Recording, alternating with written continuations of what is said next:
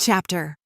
The music of Atlantis. Miles followed Helena through the crumbling remnants of a once grand pathway where fractured columns and broken arches stood as solemn reminders of a city that had once thrived. The faint hum of energy resonated beneath their feet, carried through glowing veins of orichalcum that twisted through the ruins like lifeblood. "Where are we going?" Miles asked, his voice cutting through the stillness. "You'll see," Helena replied with a faint smile, her steps confident despite the uneven terrain. She led him toward a towering structure, its facade partially collapsed but still radiating an ethereal glow. As they entered, Miles was greeted by a breathtaking sight. The space opened into a garden unlike anything he had ever seen. Half overgrown with glowing vines and bioluminescent flowers, the other half was a labyrinth of intricate Atlantean technology.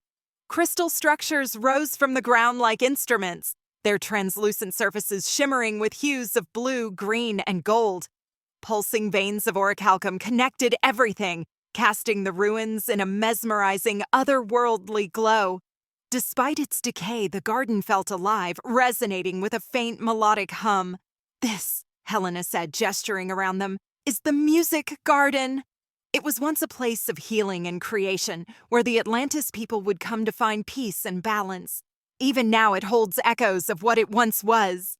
Miles looked around in awe. "It's incredible. I've never seen anything like this." Helena stepped toward one of the crystalline instruments, its surface marked by faint Atlantean inscriptions that glowed as her fingers brushed against them. The hum in the air grew louder, harmonizing with the orichalcum veins. She turned to Miles. "The garden responds to the energy of the orichalcum. It powers everything here, even the music." She placed her hands over the glowing strings of a harp-like instrument and began to play. As her fingers moved, the entire garden seemed to come alive. The crystals vibrated, producing hauntingly beautiful notes while the plants and flowers swayed gently, their light intensifying and shifting in rhythm with the melody.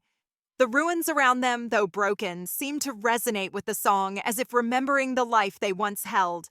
Miles stood frozen, the music washing over him like a wave. It wasn't just sound, it was a feeling, a connection to something far greater. It's like the city's still breathing," he whispered. "Like it's alive, even in ruins."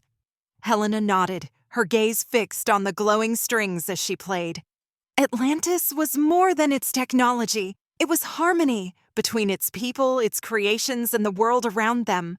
This garden was their sanctuary, a place where they could feel that harmony in its purest form. As she struck a vibrant chord, the garden erupted into light, the veins of orichalcum glowing brighter, the plants shimmering in waves of color.